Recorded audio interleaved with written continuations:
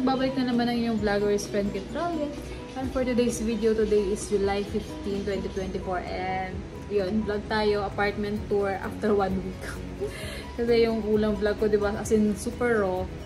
As in kakalapag ang gulo-gulo. Though magulo pa rin naman siya ngayon kasi 1 week pa lang. So, halika, tour ko kayo. Ito yung door. Pagpasok mo, nandyan yung alarm. So, try natin. So, pag unlock, ganyan. So, automatic siya. May nagsasalita siya pag nag-open yung door. Lock natin kasi gabi na. Yan. Then ito, yehe. Ay, hindi. Dito muna pala. So, ayan, nakabili na rin kami ng Shurak. Ayan, Shurak. Then, meron kaming mat. Pero parang kulang. Kulang pa. Then, ayan, may TV na and may TV stand, merong nightstand, at yung mga toys ni Lupi.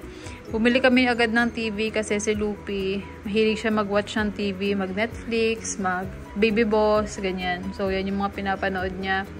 So, hinahanap niya talaga mag-TV kasi nung nasa Philippines kami, always siyang nasa TV.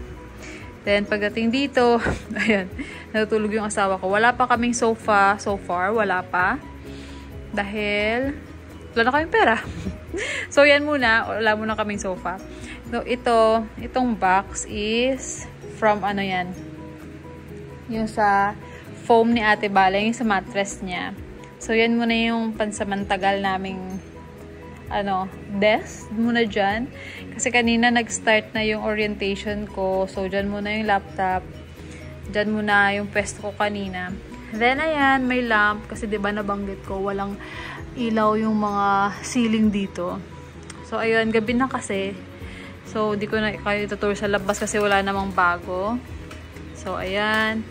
Then, pagdating dito, ayan, may temporary kaming dining set. Kasi for the past 7 days or hindi, mga kailan ba namin nabili yan? Last 2 days lang yata or 3 days. Basta, nung dumating kami dito, pag move in namin, wala pa kaming dining set. So, kumakain kami sa maleta. Yun lang yung pinapatungan namin ng food namin.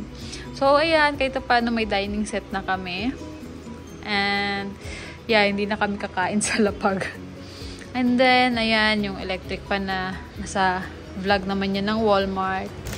Then, dito, ayan, medyo magulo. Pero, ayan, dyan nakalagay yung extra hangers, yung mga extra gamit namin, yung car seat ni Lupi, yung vacuum, ganyan. Then, yung internet namin is Spectrum. Kasama na siya dun sa bayad dito sa bahay. Pero, ayun, pumunta rin kami ng Spectrum nung, kailan ba? No, ika-third day yata namin, pumunta na kami ng Spectrum para, kasi board na board ang mga bata. So, dapat merong internet sa bahay. Then, ayan, pagdating dito sa kitchen, ayan na yung ref. Built-in naman yan. Ayan natin yung ref. So, kahit paano, medyo may laman na yung ref namin after a week. Nakabili-bili na kami sa Walmart, ganyan. And, nagli-lift pa lang kami ngayon, guys, kasi wala pa kaming SSN. Wala pa kaming car. So, commute muna kami ngayon. Then, ayan, may kahit paano. Ito, bigay rin ng friend ni PJ. Andyan pa rin siya. So, di namin maubos-ubos pa. Dito naman tayo sa pantry. So, ayan. Buksan natin. So, ayan, kahit paano, meron na kaming food. Ayan, yung eggs. Tsaka yung ibang mga basahan nandito. Ayan. Kahit paano may mga kain na yung mga bata. So, bumili kami ng water filter. Kasi, bumibili kami talaga ng ganyan, bottled water. Kaya lang, sayang kasi, nahihinayang ako kasi parang ang bilis lang maubos. Saka, though, medyo mura siya kasi mga nasa 2 to, hindi ko lang sure yung price, pero mga nasa 2 to 5 dollars yung ganon, yung isang pack. Pero, diba, sayang pa rin. So, ito, water filter muna. Ito, bumili ako sa Amazon. Kasi nagpa-member ako kahapon. Yan, nagpa-member ako kahapon ng Amazon Prime. 1 day delivery lang. So, na-deliver agad yung dish. dito. O tawag dyan. Basta ganyan. Dish rack. And then yan. Yan pa rin naman. Medyo magulo kasi dinner time. Ganyan. Dito. Ayan. Nabili namin to sa Walmart. $1.25. Ayan. Tapos, yung ibang gamit. Then, ayan, may mga basahan na rin. Ay, nahulog. May mga basahan na rin kasi required talaga magbasahan dito, guys. At kahoy ang, kahoy ang flooring nila. So, dapat maraming mga basahan. So, dito sa cabinet na to, mayroon na rin mga laman na pagkain. So, ito, thank you, Tita B. Nagpadala siya ng mga Filipino food. In-order niya sa Instacart daw. Yung Asian store malapit dito or dito sa area namin. Then ito yung mga binili namin sa Walmart. Tapos yun pa, iba pa rin kasi yung yung lasa nung made in the Philippines. Made in the Philippines. Syempre yung bigas. Itong jasmine rice. So tingnan natin dito sa room ni Ate Baleng. Punta tayo dito. Ayan na, ang room ni Ate Baleng. Say hi, ate. Ayun. So, ayan, nakabili kami ng bedding, mattress muna ni Ate Baleng. So, kulang pa kami ng bed frame. Ano na rin yan. To-follow na rin yun kapag may car na kami. Kapag nakabili na ng car. Kasi ang hirap mamili ng puro lift lang. May iba kasing may iba kasing car na hindi mo hindi kasya yung mga pinamili. So, yun, may hirapan. Then, ito, meron na rin siyang lamp. Kasi wala rin siyang ceiling, wala rin siya sa ceiling. So, dito tayo sa CR. Ayan. Yun pa rin naman. So, yan, required talaga ng mga rugs. So, kung magre-rent din kayo sa mga ganitong apartments, nakahoy yung nila. Yung floor, required talaga yung mga rugs. Medyo marami rin akong rugs na binili. Then, ayan pa rin yung sink. Ayan, bangunas-punas, ganyan. Ito sa Walmart na bibili. Then, ito, medyo napansin nyo naman, madaming napkin. Kasi, yun nga, hirap mamili ng napkin, di ba na-vlog ko yun sa Walmart haul. Hindi mo alam kung anong size mo. So, dito naman, nakabili na rin kami ng shower curtain so far. And, yung sa Amazon, dinagdag ko yung ayan, magnet. And, pagdating dito sa room namin, ayan, ito yung room. Ayan, meron na ring lamp at wala na namang ceiling dyan. Ayan, may bed naman na. Ito yung nabanggit ko sa inyo na hindi ko lang nasama sa vlog. Nung before kami mag-move in, pumunta kami ng mattress store. So, yun ang ito yung binili namin. Kasama ang bed box, tsaka yung bed frame. So, ito, sampayan sana to ng mga basahan namin. Kaya lang, nag-message ang apartment. Nag-message sa parang group, ganyan na bawal nga yung may mga sampay-sampay sa veranda or sa patio. So, ayan, dito na lang muna since wala naman akong isasampay na basahan at tuyo naman na. So, dyan na muna yan. Then, dito tayo sa walk-in closet natin. So, ito yung walk-in closet. Ayan, kahit paano naayos ko na yung mga gamit namin. Kahit, ayan, yung sa akin is magulo pa rin. Ito kay Daddy, ito sa akin. Yung mga hanger is nabili ko sa Dollar Tree, tsaka sa Walmart. Doon kasi sa pinabilhan namin sa Walmart, guys. Sunod-sunod na siya doon. Nandun na yung Walmart, nandun na yung Dollar Tree, nandun yung Spectrum, Bath and Body Works, kaya sunod-sunod na siya. So, ayun, nakapamili ako kahit papano. Ito, yung mga gamit ni Daddy, medyo magulo pa rin talaga. Ito, nabili ko to sa Walmart din. Kay Lupi naman yan.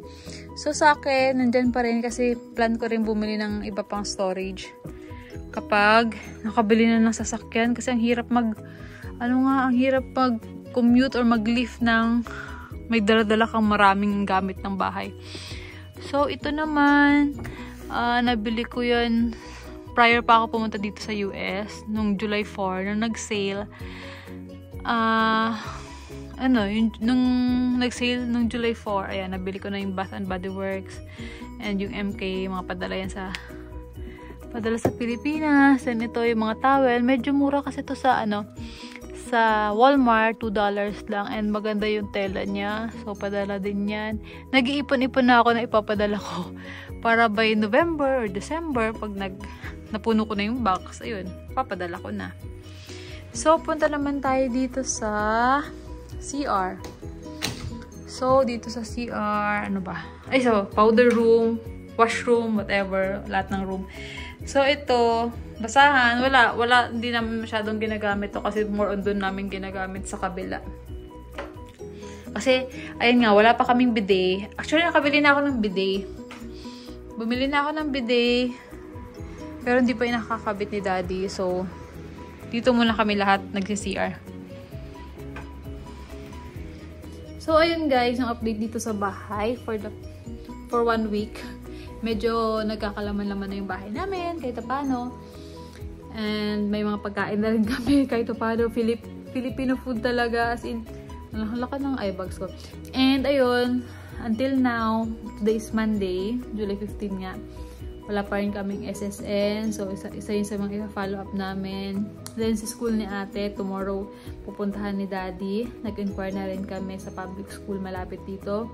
Kasi, zoning dito. Hindi ko alam kung yun yung talaga sa US, buong US. Parang feeling ko ganoon talaga sa kanila. By zone.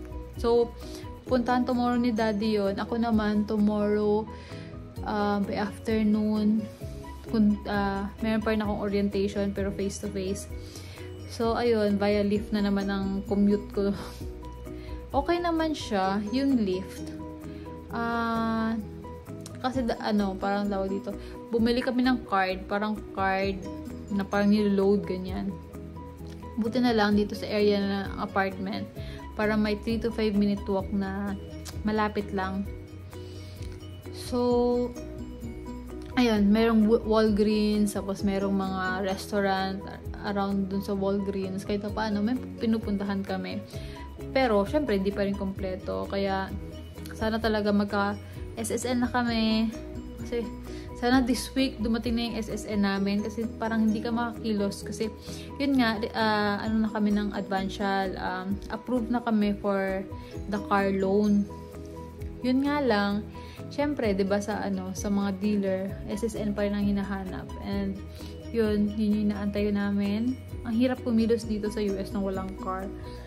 Kasi hindi naman dito yung ewan ko dito sa part ng North Carolina, sa Durham kasi ako, hindi ganun kadami yung public transport.